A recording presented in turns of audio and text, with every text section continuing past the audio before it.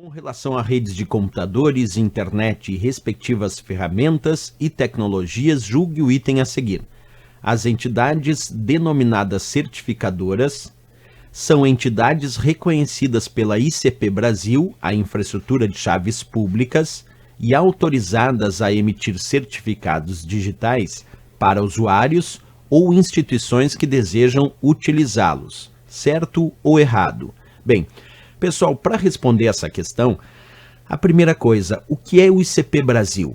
O termo ICP Brasil significa Infraestrutura de Chaves Públicas Brasileira, e nada mais é do que o processo de certificação digital oficial do Brasil.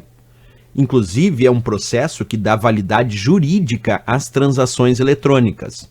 Só que o processo ICP Brasil ele tem uma hierarquia, e nessa hierarquia, nessa cadeia hierárquica de confiança, existe uma autoridade certificadora raiz do processo ICP Brasil, que é o ITI, o Instituto Nacional de Tecnologia da Informação.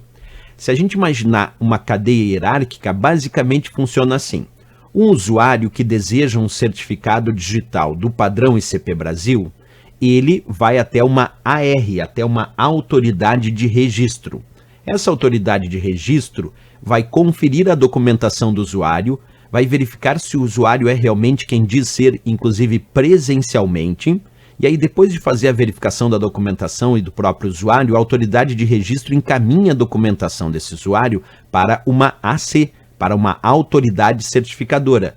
É essa autoridade certificadora que vai emitir o certificado digital do usuário e também assinar digitalmente esse certificado digital.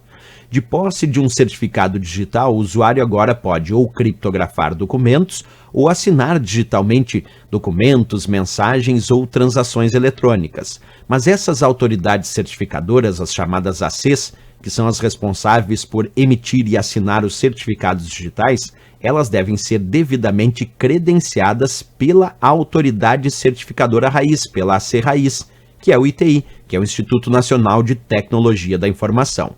Outro ponto importante é que também existe uma autoridade certificadora chamada ACT, que é a Autoridade Certificadora do Tempo. Essa é a responsável por emitir carimbos do tempo em documentos eletrônicos, assegurando que aquele documento foi criado naquele dia, naquela hora, naquele minuto e naquele segundo, de acordo com a hora oficial emitida pelo Observatório Nacional. Bem, se a gente já sabe disso, vamos ler atentamente de novo a questão. Com relação a redes de computadores, internet, respectivas ferramentas e tecnologias, julgue o item a seguir. As entidades denominadas certificadoras são entidades reconhecidas pela ICP Brasil, a infraestrutura de chaves públicas, e autorizadas a emitir certificados digitais para usuários ou instituições que desejam utilizá-los. Está perfeito, certíssimo, acabamos de ver isso lá na imagem daquela cadeia hierárquica de confiança, onde as ACs, as autoridades certificadoras, são as entidades reconhecidas pela ICP Brasil para emitirem os certificados digitais que os usuários vão utilizar ou para criptografar ou para assinar digitalmente um determinado documento.